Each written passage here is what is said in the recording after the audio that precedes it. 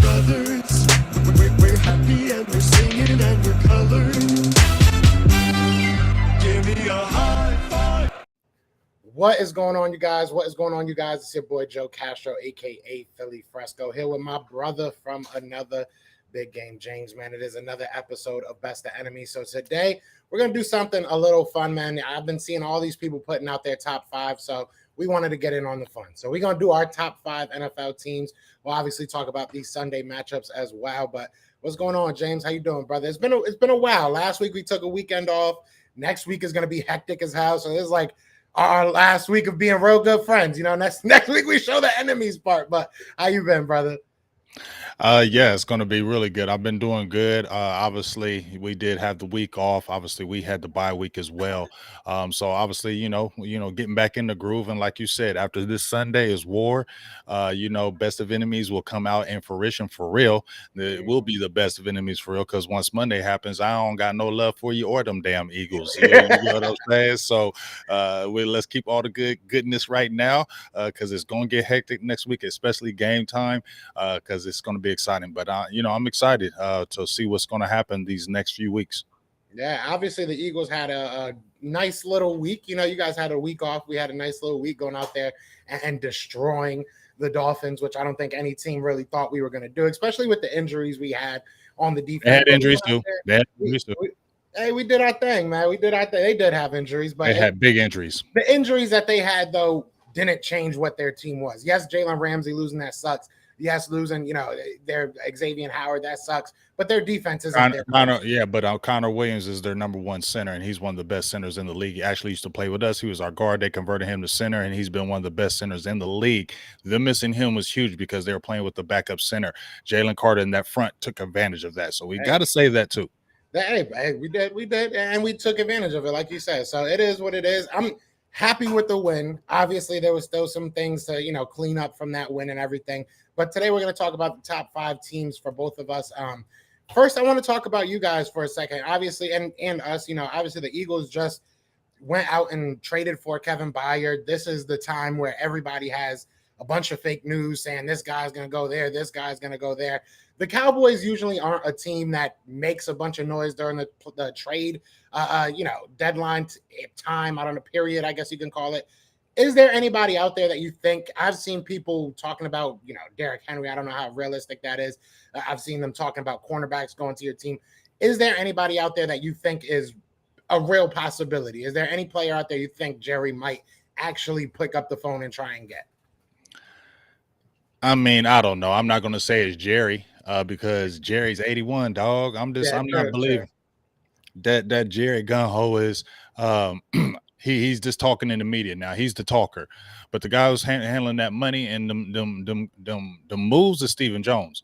And I ain't heard Stephen Jones. And he did come out just recently talking about, talent as a 24-7 acquisition. But he also said, and when I heard him say this, that, some of those guys that are available, I mean, they're going to cost some money. And there's a reason why that there's this and that. So all I heard was kind of like, I don't know if, all I heard was kind of excuses of why we ain't going to do it because they're going to cost this and they're going to cost that. And then we're going to have to worry about that later down the line.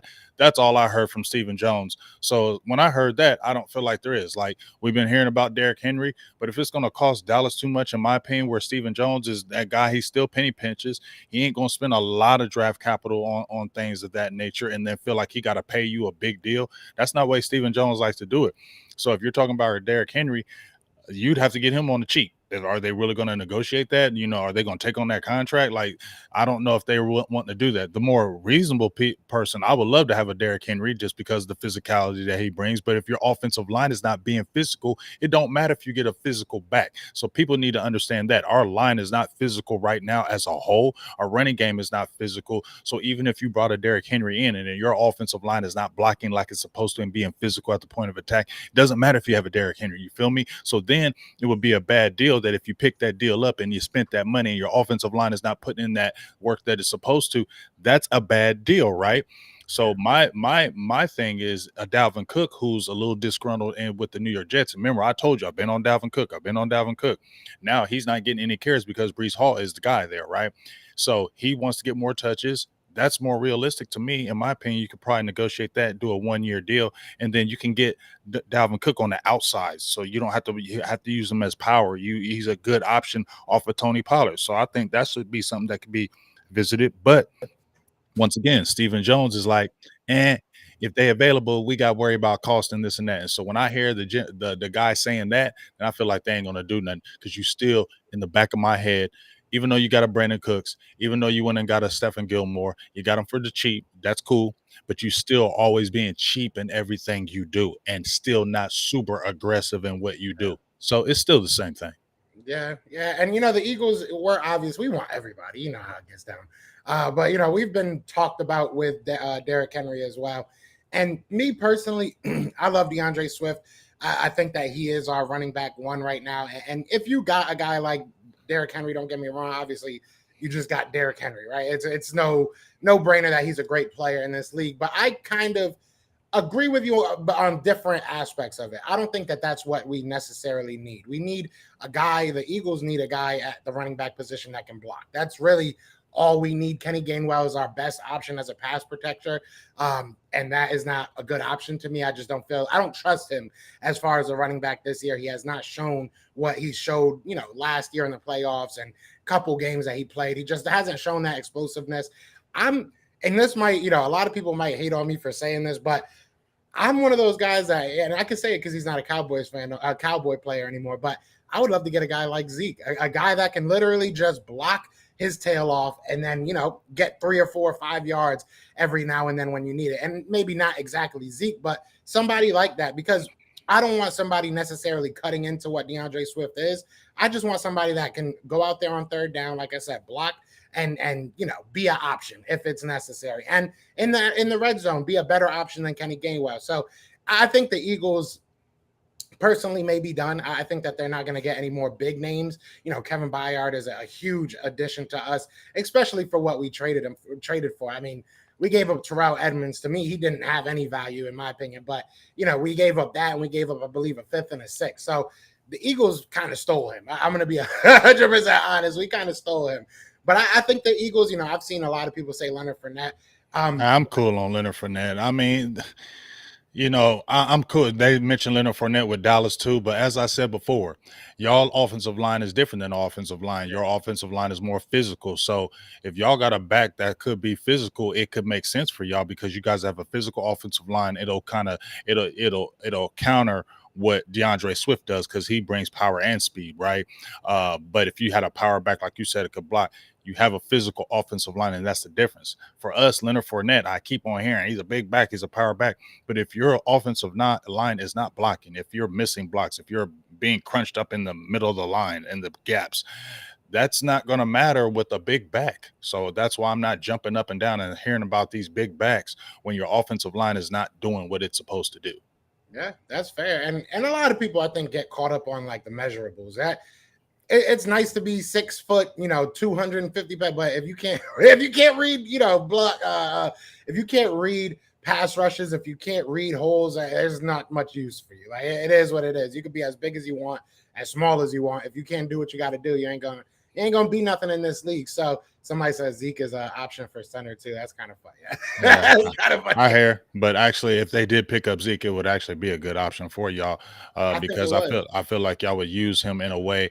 And like I said, you have a physical offensive line. That's what would make Zeke better, because he's already a physical back. If you have a physical offensive line to go with it, and then you counteracted it with a DeAndre Swift, I feel like that would work. Our problem is our offensive line is not what our offensive line used to be, and I don't know if they keep on pumping that up like it is. Our offensive line is not what it used to be. So, Terrence Steele, he signed that nice contract, but he came off that injury and it's showing. Zach Martin is not the Zach Martin of old. He's good. He's still very good. You feel me? But he's not the Zach Martin of old. Tyler Biadasz has been injured this year.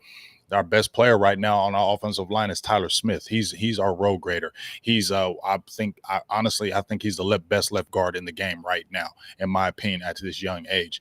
But Tyron Smith, he's already on the injury report with a neck injury, and we didn't even have no practice or anything like that. So, you know what I'm saying? And he's okay. He plays good when he plays, but the availability, we never know if you're going to be there week to week. And what happens if you play good this week and then we got a big game and then you're hurt the next 2-3 weeks?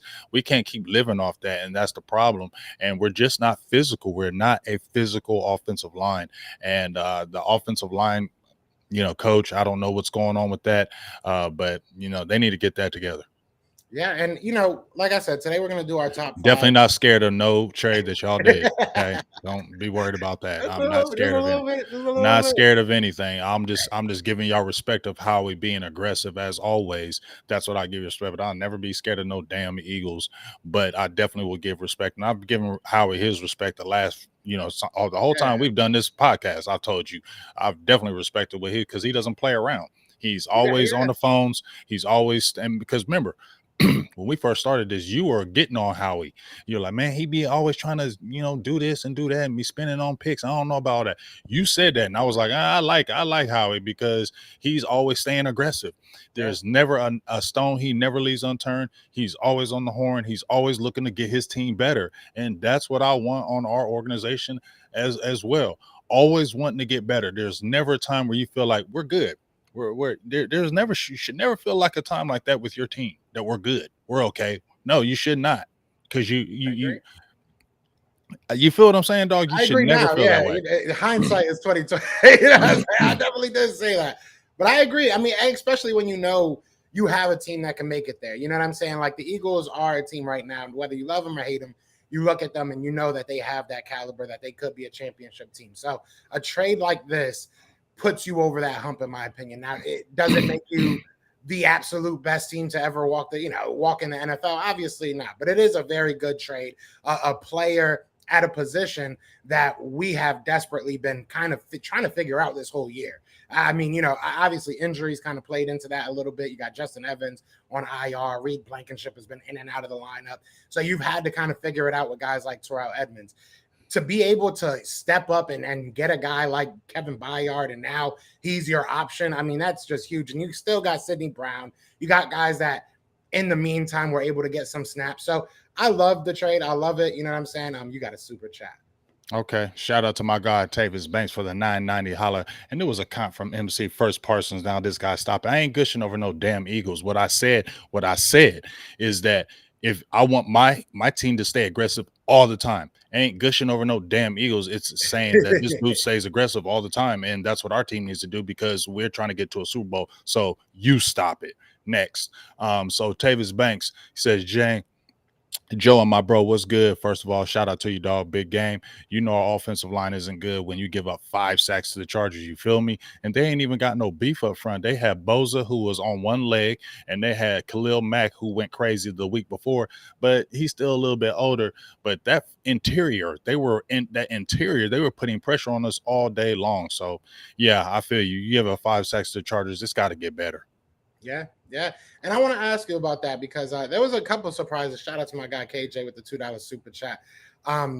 When you look at that game, did that give you more confidence, or are you still kind of where you were? Because it was. I'm still where I was. That game didn't give me no kind of damn confidence like going forward. I mean, I already know our team is good. Okay. So beating the Chargers, that wasn't like, ooh, okay, we're back. No, it wasn't, because you barely beat them. You beat them with a defensive stop in the last possession. That's what you did. And Dak had to play out of his mind that game. Let's keep it real. There was pressure on him all game. If he wasn't improvising and making some of those plays, and if Justin Herbert didn't miss some of those throws that he missed in that game, because there were some throws he missed that were open, could have been big gains, possible touchdowns. And if Dak didn't play out of his mind, that could have easily been an L too. It's not like we ran the ball. Tony Pollard had 15 carries, 30 yards. We didn't run the ball at all. Dak was our leading rusher at 40 yards. You get what I'm saying? So that didn't have me think, oh yeah, we're back. No, that just says, hey, we won. We won on the road. That's a good thing. It's always good to get a win. Chargers are talented, but at the end of the day, it didn't move the needle for me like, oh, yeah, we're back. Yeah, I respect that. I think that obviously we got one game to go, right? We don't want to overlook it. We got Washington, which they gave us a good game the first time. And you guys got the Rams, who I think the Rams are going to be a good test for you guys. That offense is no joke.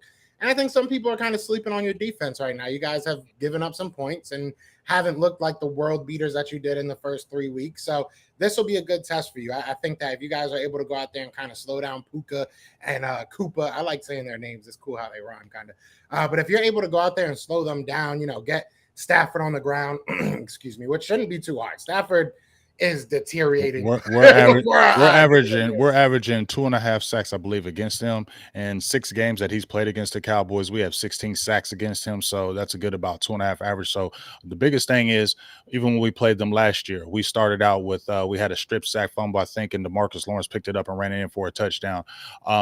This is what I think is going to be.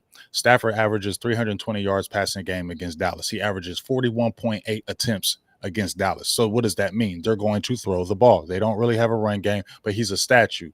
We have problems with mobile quarterbacks. This guy is a statue, so this should be better for the defensive line to be able to get pressure on him. And we also know that Stafford in the pocket, I think this year he's under pressure. He's only 55% completion, or his rating is only 55% under pressure. So if you pressure him, he will throw an interception. And he's thrown about 7 interceptions, 8 touchdowns, 7 interceptions, I believe, against us. So you pressure him, he'll give the ball up. So yes, I do think they're going to work Cooper Kupp and Panuku, whatever his name is. I'm sorry if I said it wrong, Nakua.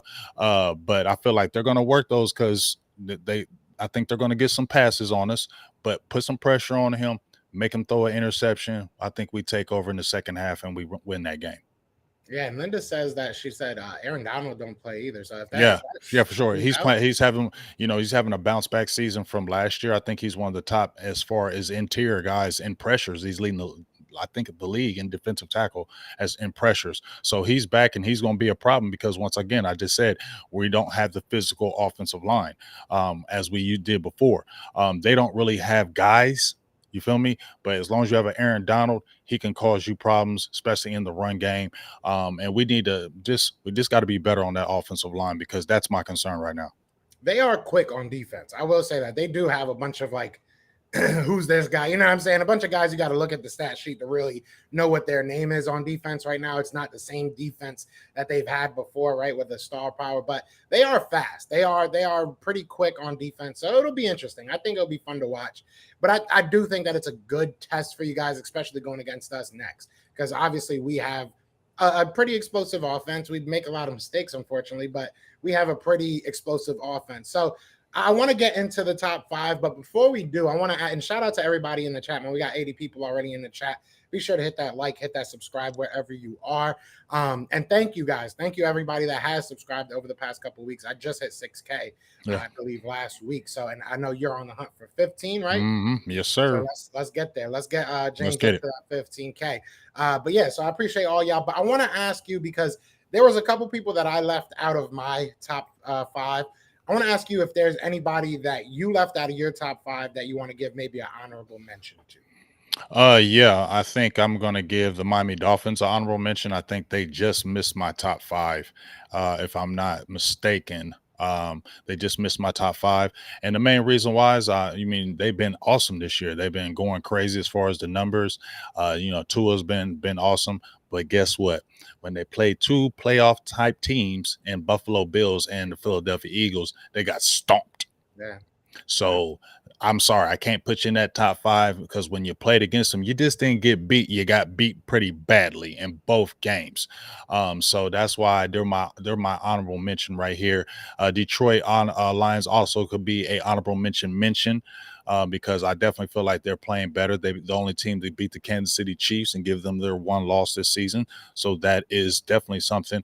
But that mollywhopping that they got against them Baltimore Ravens gotta push you down a little bit. Doesn't make me think that's the same old Lions, but that was bad. And so, that's something to keep your eye on going forward, especially with a loss like that. Definitely. Yeah, I would give 2 honorable mentions as well. I would probably say, honestly, the Seahawks. The Seahawks are sneakily, only a 2-loss team. They're playing well. They're not playing crazy. And then you got the rookie on that cornerback, Devin Witherspoon. Mm-hmm. That boy a problem, bro. Yeah, he's a problem. Yeah, So, he is. He's the real deal. They have a good coach. They have a good team. They find ways to win. You know what I'm saying? So I got to give them an honorable mention. I don't know if they were number 6, but they were probably, 7 or 8, something like that. Mm-hmm. I just wanted to bring them up. And the other one, maybe I'll leave that, to be seen, because I think people are probably going to be like, how the hell do you not have them in the top 5? But we'll talk about that. So let's just get into this. You ready? You want to do your bottom 3 first? Yeah, I can do that. 5 through 3, I guess, would be. Mm-hmm. Mm-hmm. You can do that. Let me find yours. Hold on. see which one's yours. I believe this one's yours. All right. Floor is yours. All right. So, my bottom five are, and this was debatable. I had a debate between 3 and 4 with the Niners and the Ravens, but we'll talk about that. But Jacksonville, they eked out the Dolphins because they were my honorable mention, 5-2. The Jacksonville Jaguars, I'm gonna give them their 5-2. They're gonna be in my top for the five for the simple fact that, they're on a 4-game win streak right now. Okay. And that 4-game win streak, it hasn't been like they haven't been beaten like super oppressive like teams, I would say, this year. But I feel like um what's his name? Trevor Lawrence has played good football. I feel like even with him being banged up, they play good football. Travis NTM, he's stepped his game up as the run back. Calvin Ridley has been a great addition, even though his catches have dropped down the last couple, times. But I love the addition of Calvin Ridley. They got a good offensive front. Their defense is doing a lot better. From last year, I think what's his name, Josh Allen, has been kind of going crazy this year. I think they're in good position. They get a lot of takeaways as well for the Jacksonville Jaguars. So I just feel like right now they're on that 4-game win streak. They have their prime to possibly win that division. And so I got to give them their love right now. Anytime you're on a 4-game win streak and, you're a good team regardless, as far as your coaching and things of that nature, I think you got to be in there. And then when I go with my number 4 team, it's going to be the San Francisco 49ers. Now, I debated this. Should I put the Ravens at 4 and the Niners at 3? Because I still feel like the Niners are a good team. But the fact that you had 2 back-to-back losses, that's why I'm going to put you at number 4. I definitely feel like the San Francisco 49ers are legit. I hate saying that because I hate that team with a passion. I can't stand them. But you lost to the Cleveland Browns. Not something to be worried about because the Browns we see have a damn good defense, and we just talked about Myles Garrett is the best defensive player in the game right now. Let's just go ahead and say that. And but if you look at it, they weren't getting blown out by Cleveland. They could have won that game if he wouldn't have missed a field goal. Minnesota, that's where you kind of saw a Brock Purdy when they talking about him playing amazing, coming back down to earth. They had some injuries. The injuries kind of caught up with them. Christian McCaffrey had a fumble. The defense didn't play lights out, so it put a lot more on Purdy, and he kind of didn't make it. So that's something to look at as far as going forward about Brock Purdy. Is this a trend? Is this a blip in the radar? Or is this going to be a trend? So that's something to look at. But I still feel like the San Francisco 49ers are a legit team. They're good all the way around. But you lost 2 in a row. So that's why I got to drop you to 4. Then we're going 3 with the Baltimore Ravens. I'm going to give the Ravens the props because, you talked about it, Joe, with Lamar Jackson. We like Lamar Jackson, but, what is he sometimes? But he's playing some damn good football right now. And what he did to the Lions was pretty amazing. They're 5-2 right now. They got a really good defense. The Ravens are known for their defense. That trade that they made for Roquan Smith is paying hella dividends. It's making Patrick Queen a better player. They still got Marlon Humphrey on the team. They got good guys up front, and the Ravens are known about defense. They got Kyle Hamilton, the safety back there. He's pretty good. So I like the way they're playing, and Lamar Jackson is playing very, very good football. I like Zay Flowers, the draft pick they got.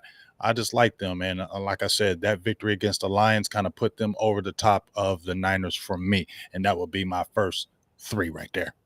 And you also got a super chat before I chime in. Shout out to Queen Cowboys Sports. Always appreciate you and the love that you give. $10 holla.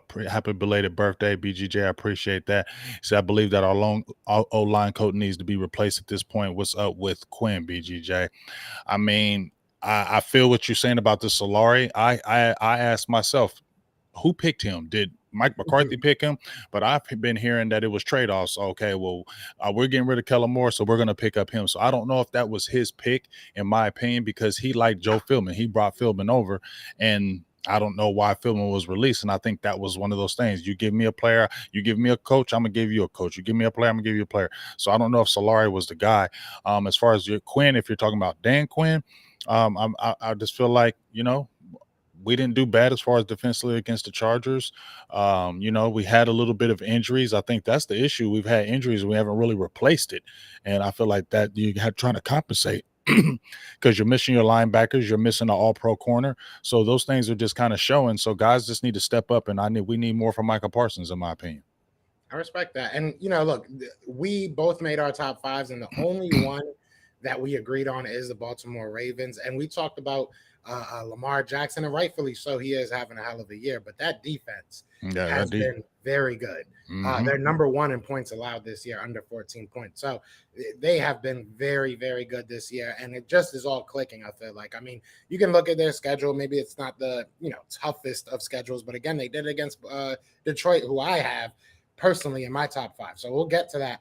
But I want to get to this comment as well from one of your guys, because he said, is this without your own NFL team? Because if not, I don't see Big putting us top two. So you didn't put the Cowboys in your top five, which I respect that. I respect that a million percent. You're being honest, and I respect that. And that's my homegirl, Stargazer Sports. We do the Big Star Show. Make sure your self is plugged. That show is every Thursday at 7 p.m. EST. Make sure you check it out. Stargazer, Star knows her stuff. But yeah, that's true. Is this without our own NFL team? Yes, it definitely is. I cannot put our Cowboys in the top five. I just can't be biased like that, because we're not a top five team, in my opinion, right now. We're not playing top five football, in my opinion, right now. I think we're in the top 10. I would say we're in the top 10, but we're not in the top five, not from me. So I feel like that would just be me pump faking it and just showing extreme biasness if I were to put us in the top five when I don't even believe that. I respect it. All right. Hey, and I agree that the Cowboys probably are in that top five area. I mean, in that top 10 area. I'll probably say like 8, maybe 7, something like maybe 9. Yep. I would say we're, in my opinion, we're like around 8. Yeah, I think that's fair. And they have the schedule upcoming that they can change that quickly, because they both of us have a gauntlet ahead of us. So it's not going to be easy, and it's probably not going to be that fun. But we're going to see what happens, man. So we'll go over to my top five, or bottom of the top five, I guess. So I do have the Miami Dolphins at number 5. Look, I know that we went out there and beat them. I know the Buffalo Bills went out there and beat them. I just can't ignore that offense. That offense is going to take advantage of a lot of teams. Buffalo Bills had the type of defense that can stop them. We also have the defense that can stop them. And we didn't really even stop them realistically. We didn't let them put up a bunch of points, but they still got theirs. So I think that their defense is probably what's holding them back a little bit, but they seem to be getting healthier. Their offense seems to be getting healthier. Because even if you look at the Eagles game, and I'm not going to, bash my own team, but they did have a lot of injuries. And not just that they had a lot of injuries, they had a lot of, unlucky plays on their end. I'm not going to say that called the refs, this, that, and third, but they definitely did not have a lot of calls go their way. If they can clean up, because they are one of the most penalized teams in the NFL, if they can clean that up, this is going to be a very hard team to beat. I think that they've been beating themselves in a lot of aspects. You just got Jalen Waddle, you got Tyreek Hill out there. It's just hard to beat them. Outside of injuries, I don't really see them being worse than a lot of teams out here. Now, maybe it makes me feel a little bit better that we beat a top 5 team, so that's why I put them. But you could put them 5, 6. I don't think you go really much lower than that. I think that they are one of the best teams out there. And yeah, losing to the Buffalo Bills sucks, and losing to the Eagles sucks for them. But I just like that offense a lot. It's not an offense you see a lot. They were putting up historical numbers, even with the loss of the Bills. They were putting up historical numbers before they came to the Eagles. So, the Philly turned into SeaWorld for one day, and we abused some Dolphins. I'm cool with that. But I think that they're a very, very good team, and I think they're a top 5 team. Detroit Lions, again, I know that they just lost to Baltimore, but I think that Baltimore is the number 30 team. It's almost like that college stuff. I know they got blown out, and that's never what you want to see. But you lost to a team that I think is kind of interchangeable with 1, 2, and 3. You can realistically make an argument outside of record, probably, that Baltimore should be number 1, number 2. I really do think you can make that argument. I won't make that argument, but some people can. So I like Detroit Lions. I like Jared Goff. That offense is very good. I think the defense, if they make a move, which it seems like they're looking to possibly make a move to that defensive line, if they add a guy like Chase Young or a Montez Sweat from the Washington Commanders, I think that defense is going to be very, very tough to play. Baltimore and Lamar Jackson has just been playing out of their minds lately. It's one of those games that I think you learn from, you move on, and you just try to, get better from that. I don't think anybody was going to beat Baltimore that Sunday. I really don't. I think they just came out with the perfect game plan, and they executed perfectly. So I love what the Detroit Lions are doing right now, and they're a hard-nosed football team, and they're going to go out there.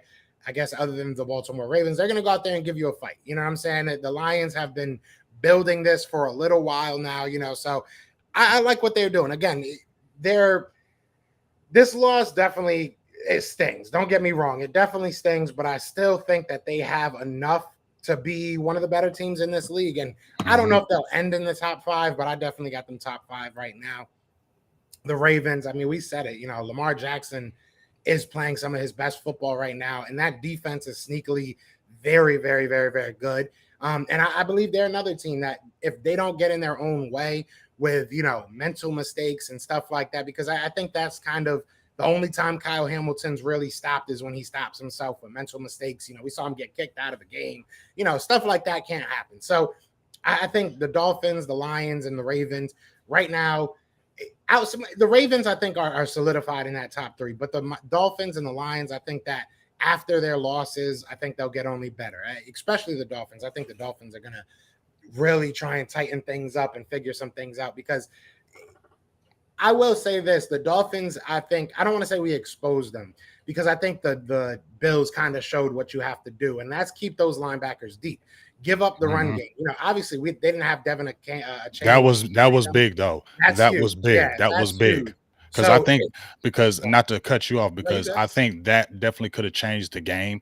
I think that was the biggest injury in the game, because he is just different. He operates at a whole different speed, and I think they needed him to take the pressure off of Tua, and because you guys were constantly in the backfield pressuring him all game, he would have took the pressure off. So that was a huge injury. So just bouncing off you, and you can definitely finish after this.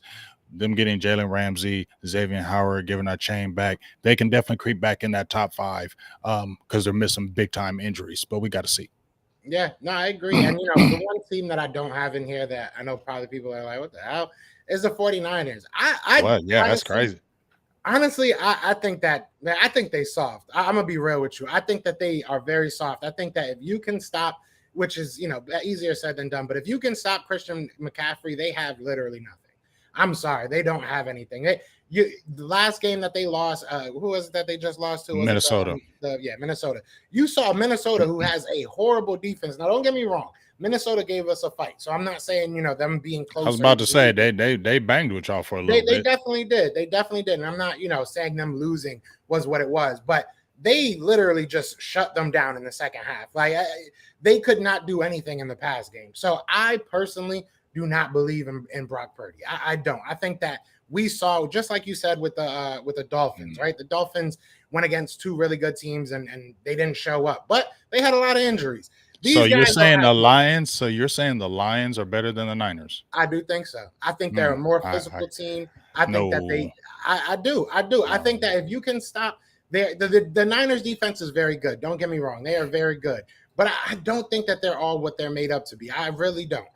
You went against the Minnesota team without their lead, without the best wide receiver in the league, and you let Jordan Addison, who is going to be good in this league, don't get me wrong, but you let Jordan Addison go the hell off. Jordan Addison went all the way off. So it's hard for me to really, I don't know. I don't think the Niners are really that good. I really don't. You can make the argument that they're better than the Lions. I don't think they're better than the Dolphins. I think that the Dolphins are going to go out there and smash them if they play. I think that the Dolphins will put up like 40 on their ass. So I really don't think, I don't know. I don't think that their quarterback is real. I don't think that their team outside of McCaffrey is all that real. I really don't. I just don't think they're that tough. I think they're soft. I really do. Between their fan base, between the players, they talk a bunch of junk after they lose. They cry and complain. I think they're a bunch of divas. I truly do. So that's kind of where I am with them. And maybe I'm wrong. Maybe I'm wrong, and we'll see. But I think these last 2 losses and who they play this week, because they might be on 3 losses. I think they got somebody tough again too. Yeah, let me see. Where are they on bye? Where are they at? Hold on, let me pull it up because I think I just had it.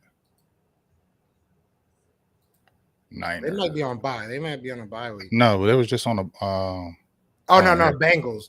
Bengals. That'll be a tough game. Still Joe Burrow, and they're starting to come back and get their kind of mojo back. So we'll kind of see about that. But I mean, just from me, I'm not going to say to go to the extent that you were. Like I said, I had them at 4 with me, so they were creeping out of the bottom 5. You with the 2 losses, but as I said before, from me, those losses, against the Browns, even though they didn't have Deshaun Watson, he's not playing great anyway. But PJ Walker, you can definitely say, well, damn, they had PJ Walker and they beat him.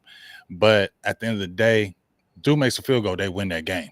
Yeah. And Purdy took him all the way down the field against that Browns defense and put him in position. You get what I'm saying? I'm not hyping up Purdy because I ain't saying he's elite, but I think he's a good quarterback. That Minnesota game, I mean, Minnesota ain't sorry. You know what I'm saying? Like, they're not a sorry team. As long as they got Kirk Cousins in that offense, they're going to be in every game. You get what I'm saying? And if you don't play your game, they can beat you. You get what I'm saying? We know this. So that's not an easy out playing against the Vikings. And that was to the last seconds, I mean, of that game too. So it's not like they're getting blown out in those losses. That's what I'm looking at. When you get beat and how you get beat, that's why I'm getting pause to the Lions. You got beat, but you got smashed 38-6. And sometimes you lay an egg, right?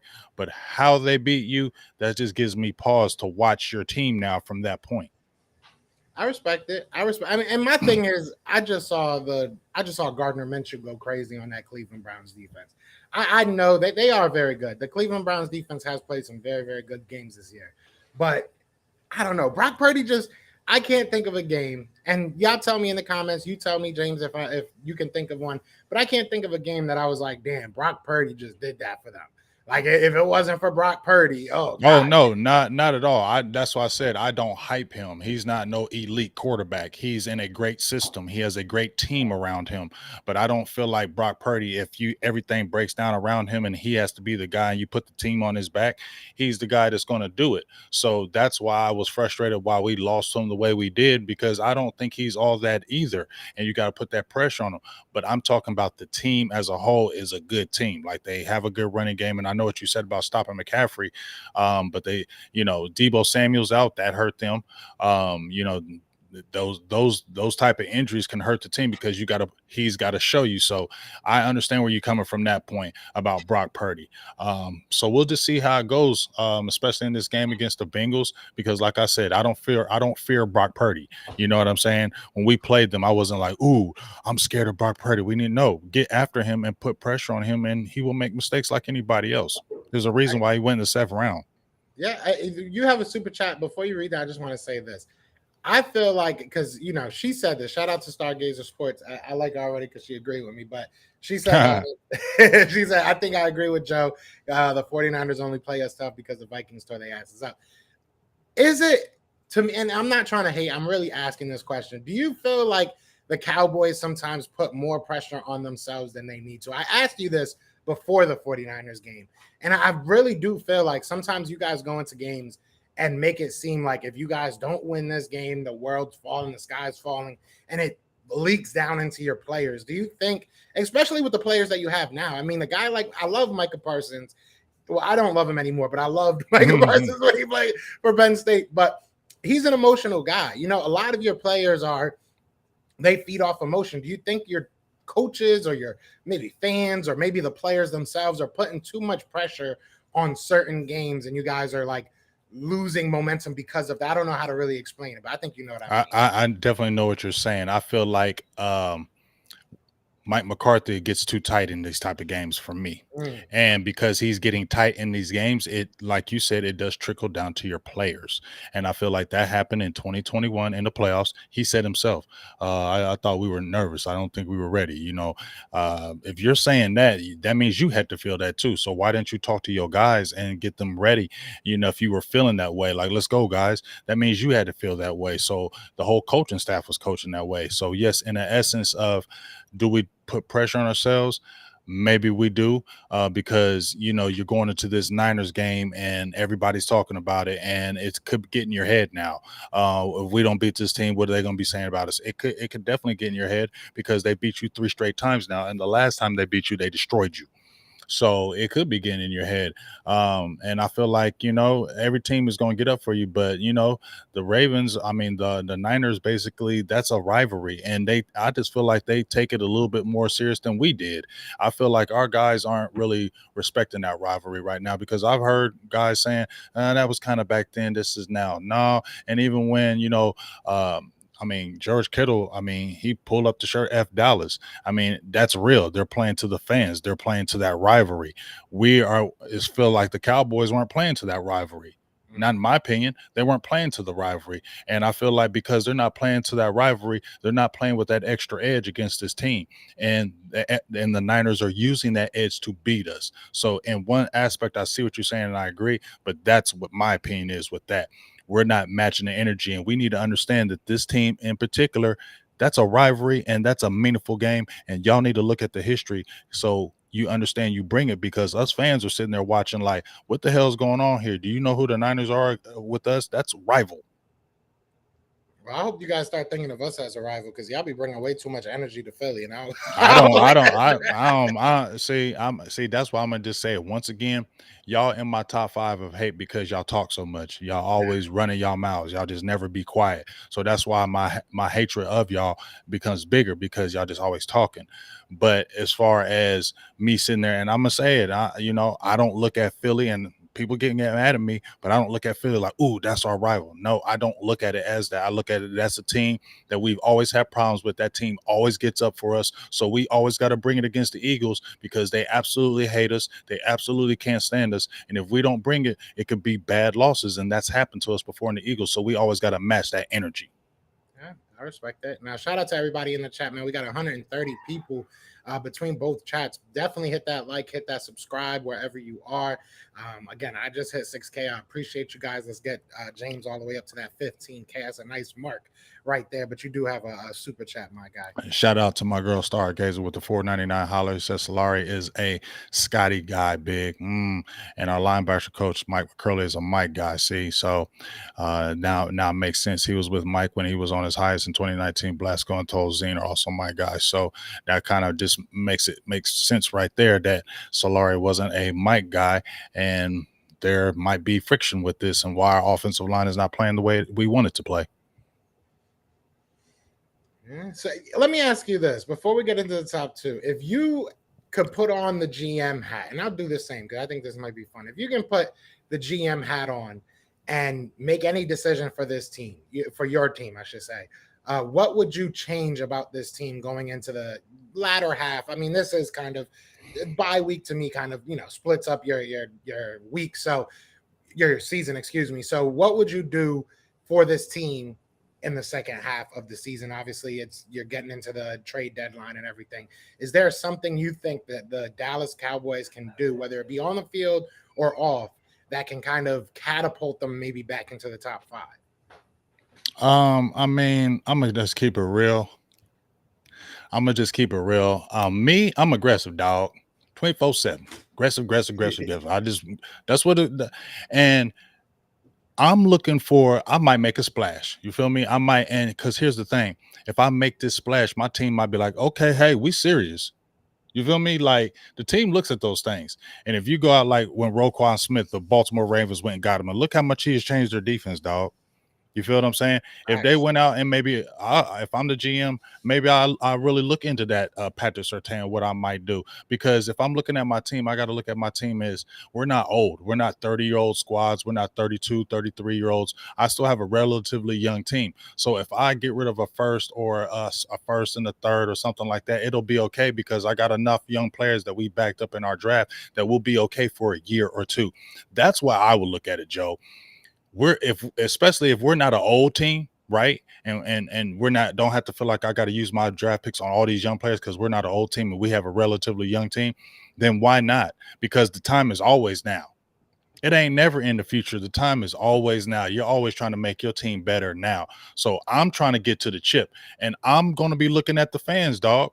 My fans ain't made it. We ain't made it in 28 years, dog. So we got to be aggressive when we got to get this chip. So if I just went out there and got Cooks and I went out there and got Gilmore, it never stops. So if there's somebody available that I can make my team better right now, right now, and there are definitely players that can take your team over the hump, I'm gonna definitely look at it. If I have to give up a first, that's okay. My team is young enough to be able to counteract that another year, and we'll be okay if we got the first the next year. You get what I'm saying? So that's what I'm gonna be looking at. And plus, our problem is our guys still stay in the way and they push money for play. In my opinion, some guys are in there because their salaries are higher than other players, and that's why they're always going to play. And that's the problem, in my opinion, with our team, because just let the guys who are better play, man. And if somebody is struggling, you might have to just sit down and somebody got to take your spot for a little bit. It's okay. But when you got a guy who's the general manager, the president, and the owner, he's always meddling and he's always got his hands in it. And I feel like that's the issue at the whole. Yeah. Would you? So I've been seeing a lot of people talk about Patrick Surtain. I don't think he's realistically available. I don't know if he is. If he is, they're kind of crazy for doing that, because that's definitely somebody I would keep for a rebuild. But they're talking about 2 first-round picks. And I don't know if the Cowboys have been connected at all, but I know a lot of Eagles fans have been talking about Patrick Surtain. And I said it before, like once I heard that they were possibly doing the yard sale, I would give up almost anything to get a Patrick. I would do 2 first. Yes, I would. Yes. That's exactly where I was I going. don't give a hell. I would definitely, man. Patrick Surtain is a dog. Like he is a dog. He's cerebral. I mean, he has everything you want, the size. And then you got Diggs, who you just locked up. Diggs, who you just locked up and who's going to be coming back. They said he just had a surgery, but he didn't have any major like ligaments that were bad when he got that tore. So it should be a clean recovery coming back. And you know you're not keeping Gilmore probably beyond this year. You have your secondary set for the next at least 3 or 4 years with Diggs and Surtain. What? And you still got Deron Bland? What? Yeah. What? You're would gonna tell me my team, if I went out there and said bump it, you know what? I love these first round picks, but he is worth a first. He is worth first round. And it's not like he's 27 or 28. He's like 23. You feel me? He's like 22, 23. He is young. So we're okay. My back end is set. We just signed up my safety, so we're good back there. And I got young players back there too. I'm doing that because that tells my team we serious. We're really trying to get to the mother sucking chip. We just went out and got Patrick Surtain. Okay, our organization not playing. You don't tell me that doesn't motivate your players and your team when they look at that. We got Surtain in the building. Now let's go.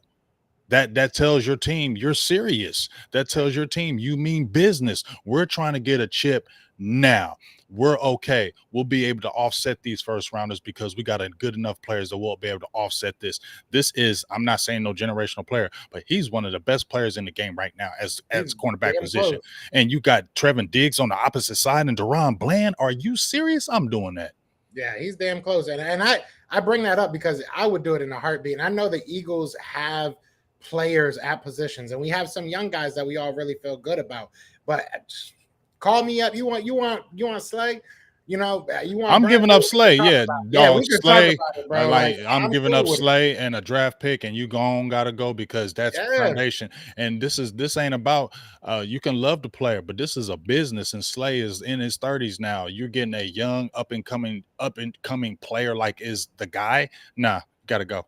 Yeah, I agree 110%. That's one of the rare situations that I'm like, it's worth anything you have to give up, man. Make it happen. But I doubt that it happens, but you know, it was fun to talk about. Right. We'll see what happens. Shout out to everybody in the chat. We got 130 plus people in the chat. Be sure that it keeps on going up. So I'll just say 130 plus. But be sure to hit that like, hit that subscribe. Shout out to Linda with the $10 super chat. She said Howie Roseman is playing chess and Stephen Jones is playing checkers. Dallas knows the price of everything and the value of nothing. The Eagles are builders. I mean, I think you would even agree with that. I can't disagree with that statement. Yeah. And this ain't, and I want to let everybody be clear when I say that it's okay to sit there and see that's looks like the truth from my perspective. That ain't me gushing over no damn Eagles or me, the Eagles. No, it's not. It's what it's really is. Stephen Jones, every time he does anything, it's always, okay, is this going to hurt us down the line? Or are we going to be down the line? You know, is this going to hurt our cap? Is this going to work? You know, the cap. He's still cap. And even though he made a few moves, he's still about the cap, and he still won't jump out there and go crazy because he's going to be looking like, no, we can't do that because we got to be looking for the future, dog. We got to always be looking at that cap.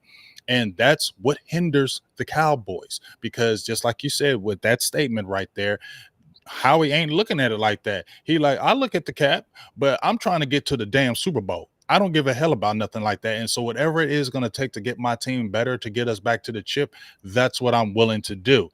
I don't see Jeff Lurie. Is he still the owner of the team? Oh yeah. And Jeff Lurie ain't saying nothing. He's letting him do his thing. He's letting him wheel and deal. But guess who's our general manager? Jerry Jones. Stephen Jones counts money. So if as long as you still have that mentality, you're gonna win games. You're gonna go to the playoffs.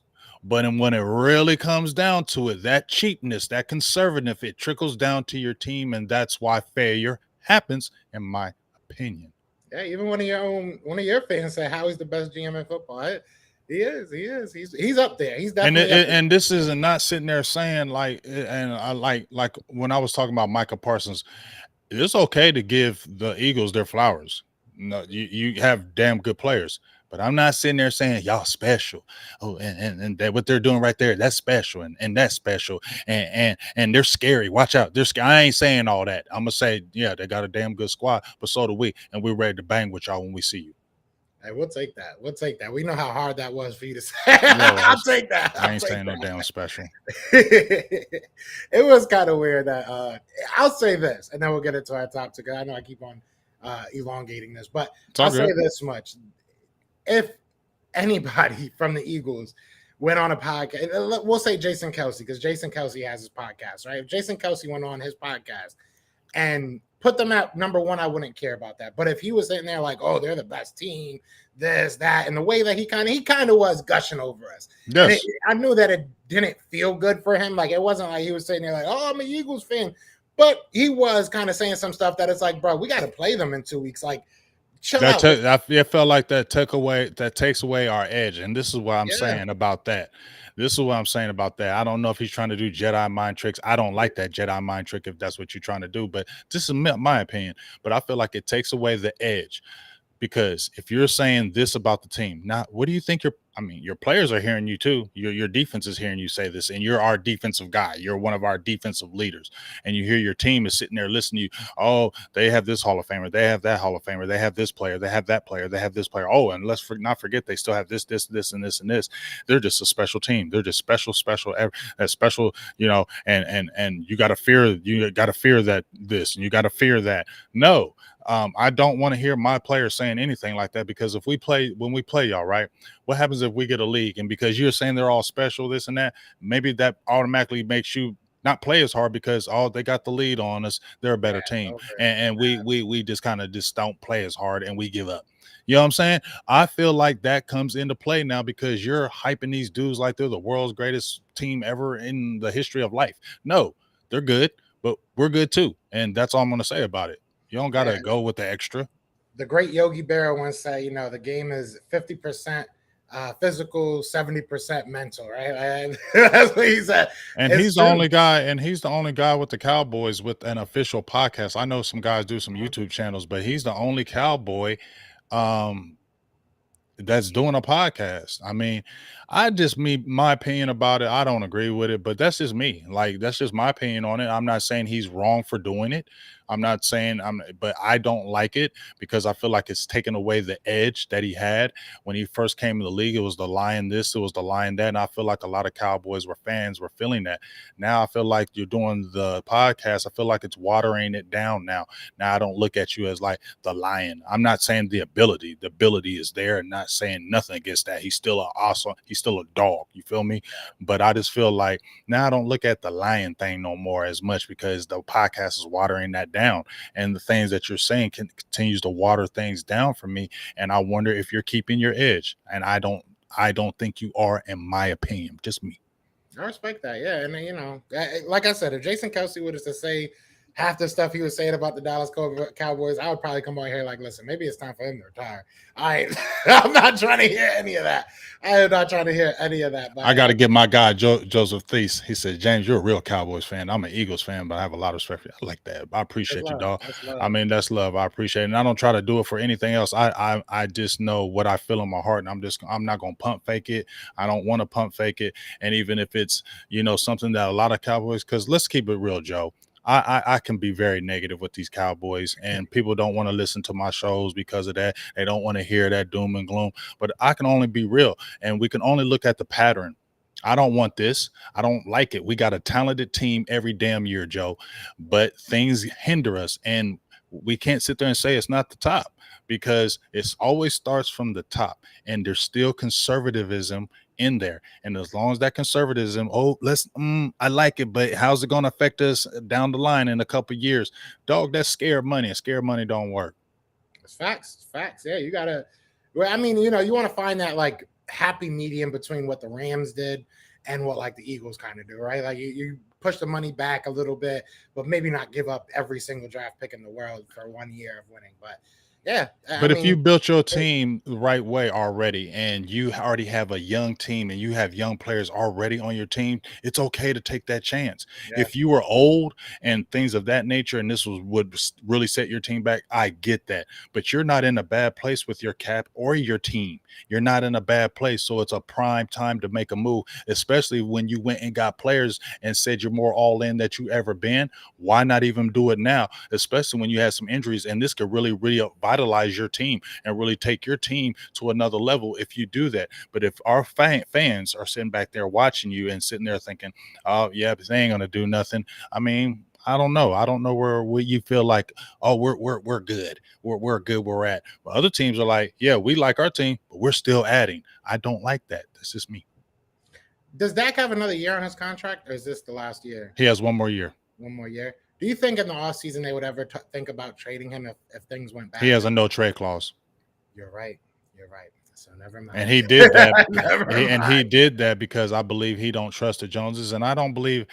Jerry says very good things about Dak, so I believe Jerry likes Dak, and I'm not saying Steven dislikes Dak, but I don't think he loves him as the quarterback. I don't believe Steven. I've been said this for years that he doesn't love him. Dak had to fight tooth and nail. I know a lot of Cowboys do, but he's the only other quarterback besides Kirk Cousins to be franchised, and then they tried to do it again. You get what I'm saying? And they keep pussyfooting him, and this contract they could have signed him already. Why didn't they? And so I keep on hearing, oh, they're going to wait till the offseason. We'll see, but why do you keep waiting? What's the what if he's your guy? What are you waiting for? Yeah. That's the only thing to me. If he is your guy and you love this dude and you keep on saying we just think the world about Dak, we just think that, then why didn't you just re-sign him already? I don't believe that, dog. That's true. That's true. Yeah, and I don't think that y'all putting enough around him either. I mean, that's a whole conversation for another time, I guess. But yeah, there's a lot of things that if things don't go well this year, it's going to be a very interesting offseason for a couple of teams. So we'll see what happens. But let's get into these top two teams, and we both have basically the same two top teams, just in different spots. So I'll let James kick it off. All right, so my top two teams, I'm not saying but the top two teams I put in here. Obviously, I put Philly number 2 and Kansas City number 1. Philly, I mean, what can I say? They're 6-1, and I don't want to gush over this. I don't want to get all excited like Michael Parsons was, but y'all got a good team. You've won games where you possibly should have lost. You feel what I'm saying? You pulled out a victory in that New England game. Y'all find ways to win. And here's the thing. Jalen Hurts is not playing the best football right now. He's the leading interceptor in the NFL right now, but he's still playing. He's still winning. So that's what you got to give him the credit for. Like in that game against the Miami Dolphins, he had a couple bad interceptions in that game, but right after that bad interception that was returned for a touchdown, he took the team right down the field and scored a touchdown. So even though you are leading the league in interceptions, you're still doing things to have your team win. You got a good defense. That front is good. Jalen Carter, hey, he's a damn good player, and you're playing good football, run game. So like I said, you're finding ways to win. The Jets lost. I feel like the Jets are a legit team. Even though they have Zach Wilson as a quarterback, if Zach Wilson plays any type of good quarterbacking, the Jets are a good team. Okay. They have a very legit defense. They have a good team. So I think, Zach Wilson, and when he's played better, they won. I mean, we saw it. So I think them playing better is good for them. So I think that's a legit team that you lost to. And like I said, you're 6-1. You have one of the best records in the game right now. So that's why you got to be there. And the reason why I put y'all below Kansas City is because when I'm going to the number one team in Kansas City, yes, they lost to the Lions. That was a surprise loss. A lot of people didn't think the Lions were going to do that, but a lot of us believe in the Lions. So we feel like the Lions, they're in your top five, right? So if they're your top five, they've only lost what it was like 21-20. So it's only a 1-point loss against the Lions. So it wasn't like they were blown out. And then Patrick Mahomes, man, I feel like that's the reason why they're over y'all, in my opinion, over the Eagles, because right now Patrick Mahomes is playing really damn good football, and he's one of the best guys out there right now. And he's the leader of the team, and him and Kelsey are those guys. So, I mean, there it is. Patrick Mahomes, he's the difference right now. I mean, they got good coaching, but Patrick Mahomes is playing damn good football. And as long as he's on the squad, they always have a chance to win each week. I respect that. Now, my top two is the exact same thing, just in different order. And I respect everything you said, and it's 100% true. And shout out to everybody in the chat. We got 150 people in the chat.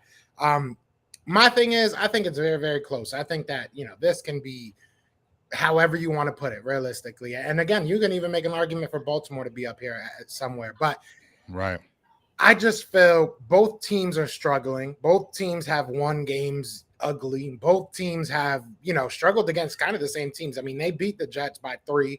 They beat the Vikings by 7. They barely beat the Broncos. Right. They handled the Chargers. Don't get me wrong. They barely beat the Jaguars. They blew out the Bears, which I'm not giving them any cookies for that. Lost to the Lions. We did lose to the Jets, and I definitely get that. That was an ugly game, but that was one of those games, and I'm not making any excuses because a loss is a loss, just like a win is a win. But that was one of those losses that everything went wrong. And then you're able to come back and bounce back and beat a team like the Dolphins where, yes, they had injuries, but they're still a very good team, especially offensively, and you shut them down offensively. So, I think I'm putting the Eagles ahead of them just because I think that they're more of a team. I think that the Kansas City Chiefs have a very good offense. You said it, perfectly.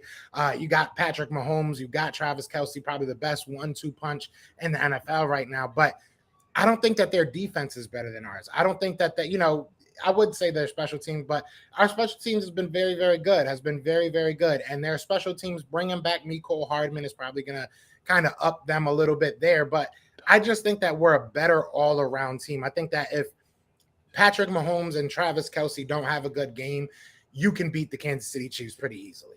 If Jalen Hurts doesn't have a good game, if, our offense doesn't have the best of games, we can still win that game, and we've shown that. You know what I'm saying? So that's and again, it's the slightest margin. I'm not saying that we're way better than them and, they're not even close, but I think by the slightest margin, that gives us that little bit of a heads up that I think that we're better than them. And I think that we're getting better. That's a big thing too. I didn't see a lot of injuries from Kansas City. I'm not seeing them going through a bunch of injuries like we have, and we're still finding ways to win. I think that adding a Kevin Byard, getting Reed Blankenship back, hopefully we get Cam Jurgens back by, the Dallas Cowboys game. So getting all these guys back, I think that we've saw what we were when we're kind of scrambling to put players out there. Now I think we'll see what we are fully now that we're getting healthy. So again, the slightest of margins, but I really do think that the Eagles have a little bit of an edge just because of how good their team is. We can talk about players all we want till we're blue in the face, but the Kansas City Chiefs have players, and I definitely agree with that. But I think the Eagles have just a better team. I don't know how else to really explain it. I just think the Eagles have won in many different ways. And I think if the Chiefs don't have their offense kind of clicking, it's tough for them to win. So I'm going to go with the Eagles at number 1, Chiefs at number 2. Again, very, very slim margin, even between the top 3. So I think that it's a good NFL season so far. We're the only NFC team that's in that top 5. Oh, no, Drew, be quiet. Drew. Don't what up, though, Uncle Drew. Ain't no Uncle Drew, nothing. Drew is not in the building. My Cowboys. I give respect to some of them people, other Eagles fans up in here. I give a lot of respect to these other Eagles fans up in here. When that game went down, against the Jets. My guy Joe Castro was here. There was a whole bunch of Eagles. There was Eagles fans that were up in here that were dealing with it. They didn't have to be in the feed, but you weren't in here, Drew. So you no longer have no say in anything. Nobody's listening to you. I hope you Eagles fans don't even listen to Drew, because Drew goes in hiding. Drew goes in hiding when y'all lose. You can't find Drew. Drew just runs his mouth all the time when y'all winning, but when y'all lose, you can never find Drew. So I hope you Eagles fans don't be even listening to Drew no more. I know my Cowboys, Drew. You just don't even talk no more, Drew. You ain't there. Yeah, Drew, man, we was looking for you, bro. He was like, we were asking for you. We was all asking. Yeah. Here it is. It was like 12 o'clock. Yeah, he wasn't working 12 at no 12 Yeah, o'clock. you feel me? Here it is. It was Excuses. late. We What ain't time? listen. I don't even remember what time It was like 11:30, but he made them other ones. Who was your nephew then? You was at work then, huh? You made them other 11 o'clockers when we lost. No, we ain't listening to you, Drew. Yeah, Drew, damn, bro. Come on, Drew. Come on, man. We ain't listening to you, Drew. Nobody over sure here. We'll, one day we'll probably maybe lose another game, possibly. Who knows? And you got, you got a chance to come back and redeem yourself. But he got a million. If y'all lose any, I don't know if you can rebound from that one. Not as much as he talked. I don't care. You just have it out there. Okay. You conveniently nursing when y'all lost, because you wasn't nursing when we lost. If people just get sick when we lose, that was if he's in Philly, there was probably a lot of sick people in Philly. Yeah, he's the new Eastside Harold. He's our new Eastside Harold, because Eastside Harold's the same way. Talk. As soon as they lose a game, you can't find Eastside Harold. You same he's way. A Cowboys fan, Eastside Harold? No, he's a Houston Texans fan, but we all know what Eastside Harold is. He just talk. As soon as they lose, you can't see Eastside Harold for 3-4 weeks, and then when they come back in winning again, he first one in the feed. Yeah, well, I'll tell you about my team. Ain't nobody listening to you no more, dog. The Texans, man, he must be going a lot, because the Texans ain't with him in the game. They're looking good though. Look, CJ Stroud is a dog. Yeah. He's the truth. He's really good. So it sucks. I hate him. I hate CJ Stroud, but shout out to him. He's looking good out there. I met him at the draft. He was a really nice dude. But he played for OSU, so screw him. That's really all I gotta say. I don't like his team. I don't like him. That's how it goes down. But listen, shout out to everybody in the chat, man. We still got 140 people in here. That was our top 5 NFL teams. We would love to hear what you guys think. Some people were putting it through the chat, but if you haven't been able to, leave it in the comments afterward, and maybe next week we'll look at some of them and go over them and talk about them. But yeah, OSU. I hate Ohio State. They just embarrassed Penn State. Yeah, last week. That shit pissed me off. I'm mad now just thinking about it, man. I'm so annoyed. But you got anything you want to say to these beautiful people before we get out of here? No, just once again, appreciate the love. Big game coming up next week. Obviously, we got our game against the Rams. We need to handle our business in the Rams and not look ahead to the Eagles. Handle our business with the Rams, because Rams are like the Cardinals to me. They're just a thorn in the side. They always play us tough for some reason. They always give us kind of problems. And Sean McVay is a good coach, and he can scheme. And I feel like that's one of the things we have problems with coaches with schemes. If we're talking about the Niners, you got Shanahan over there has a really good scheme, and they know how to scheme well, and it seems to give us issues. And I feel like McVay is one of those coaches, and he schemes very well. So I feel like this is going to be one of them games that go down, and just in my opinion, we pull away later in the game, but it's a game we must win. And y'all know, make sure every Cowboy is in the building, everybody who messes with Big Game James. If you're Philly fans, make sure y'all all up in here too. We wanted to have a good week next week. We had a good time, even though we got a little testy. It's all good. That's what's gonna happen. But next week is gonna be a fun week. Make sure y'all in there all week whenever we go live talking about the two teams, and we're gonna be going live for the game, just like we did last year, and that's gonna be very exciting. So we need all the Cowboys fans in the building, all the Eagles fans in the building. We need both of those teams healthy as they can be, especially the quarterbacks. I know Jalen had a little bit of injury. He had a brace on his knee, but that y'all haven't been talking about it too much, so he must be okay, correct? Oh, Jalen Hurts. Yeah, Jalen. He's gonna play. Okay. It is what it is at this point. everybody's hurt. But yeah, he's gonna play. So that's all we can hope So for. hopefully, I want Jalen Hurts to play because I don't want no backup in this game. I want both the quarterbacks to play. I want everybody to be as healthy as they can because we know this NFL is going to be a lot of injuries. So, but basically, I'm excited for that game. I'm hyped up for it. I'm ready for it. Ready for us to do our broadcast with it. Ready for us to do our show. I think it's going to be a lot of fun and it's going to be exciting. Yeah, I'm ready for it. It's going to be either exciting or it's going to be exciting for one of us and it's going to be annoying for the other. And that's how it works. We're probably going to be yelling at each other and our girlfriends are probably going to be like, y'all need to calm the hell down. It's just going to be that week. It's We're just ready a for it. game. I It's just took a this day off. game. Yeah, I took this day off about a month ago. As you know, I'm like, training to be the hibachi stuff, but I took this game off like a month or two ago when I first started, getting this job and stuff. So I'm ready. I'm ready for this one. I'm ready for the next one. This is going to me, decide the NFC East. I mean, we might have different records and that might decide the NFC East, but our head up games, we're finally, hopefully going to, like you said, see Jalen Hurts versus Dak Prescott. And this is what we've been waiting for. One game that we have. So this is definitely what we've been waiting for, and we have a stretch of 7 straight NFC games. So just in that aspect, and we've already lost 2 NFC games. So every game is important, but the Cowboys, hopefully, they recognize that it's serious. Okay, we have 7 straight NFC games. We cannot play around. No, you got to put the pedal to the metal. I mean, and Linda says Dallas will not be able to master physicality. This is what I will say: we match up well against the Eagles, and that's why I feel like I feel good about our matchup because the record is what it is. I ain't gonna sit there and just beat it up and down, but it is an 8-3 record against the Eagles. We play the Eagles well. So even though we might slip up against other teams, we always play the Eagles well. So maybe the Cowboys, I feel like they understand that this is going to be a physical type game. So make sure you guys bring it. And I feel like that's what Dallas does against the Philadelphia Eagles in particular, because they know Philly's going to come strong and they're going to come hard. And it's at Philly. Am I correct? It is the first one, yeah. Yeah, first game is at Philly, so Dallas better come with that. They need to come with that energy all the way because it's going to be a raucous crowd. It's going to be crazy, and we can't even think about coming in there any kind of not physical because it's going to be a bad. Yeah, and if you let us get ahead, it's a wrap. It's a wrap. I ain't gonna say that. I ain't gonna say that because y'all was ahead against us last year with Sure. This Cooper is Rush. a different team. But it's not. I don't know if it's a better team. Y'all got the 6-1 record, but the offenses wasn't what it was last year. Okay, we got to admit that. We got a lot more mistakes this year. But I will definitely agree, man. Drew, just be quiet. Just stop talking about it. I don't know why you even talking anymore. I actually used to listen to you before, but I don't listen to anything you say now. So you should just stop. Okay, nobody's listening to what you say no more.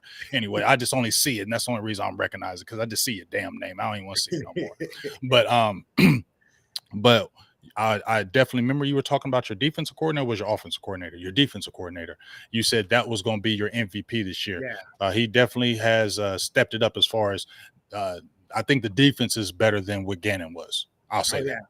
And he's fighting through a bunch of injuries. He's fighting for his life, like R. Kelly. So he's definitely not getting the easy path, but he has. And I can't wait to see Jalen Carter go out there and lift Dak up and drop him on his neck. You know what I'm saying? I cannot wait. It's going to be a matchup. And like I said, what side does he play on? Does he play more on the right side or the left side? Because I would love to see if he's matched up with Tyler Smith. I'd love to see that matchup right there.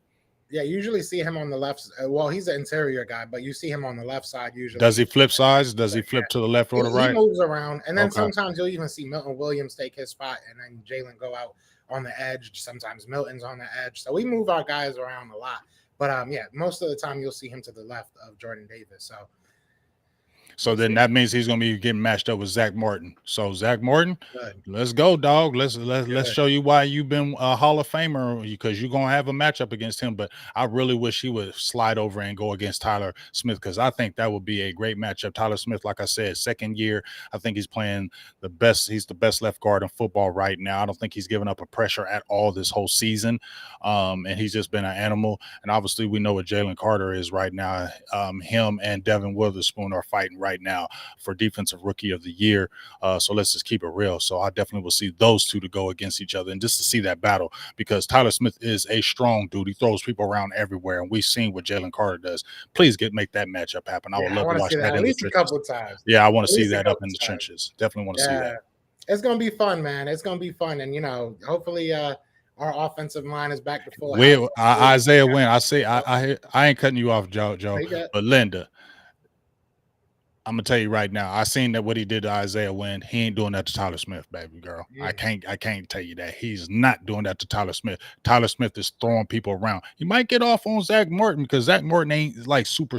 I don't feel like Zach Martin is like that super strong guy like that. He's so good on technique. You feel me? He's such a technician now. He knows how to really hit you in spots. But straight power, nah, you ain't doing that to Tyler Smith, dog.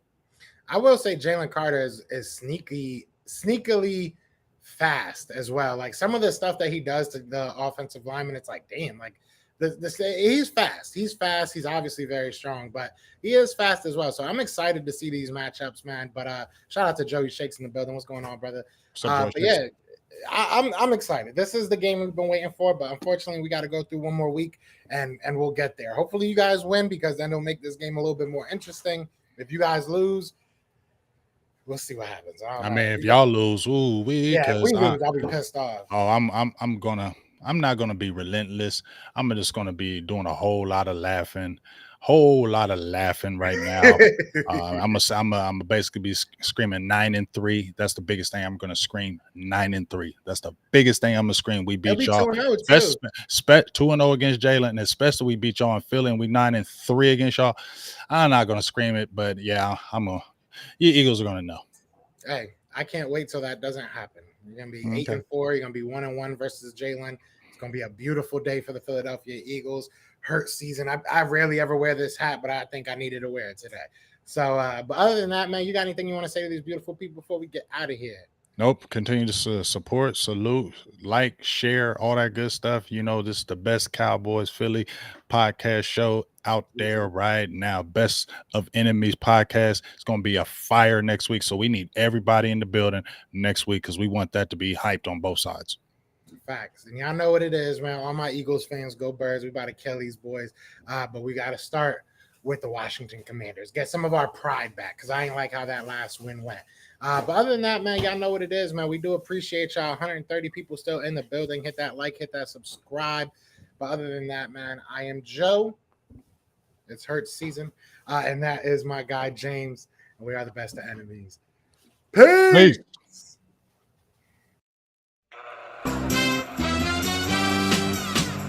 We're brothers. We're happy and we're singing and we're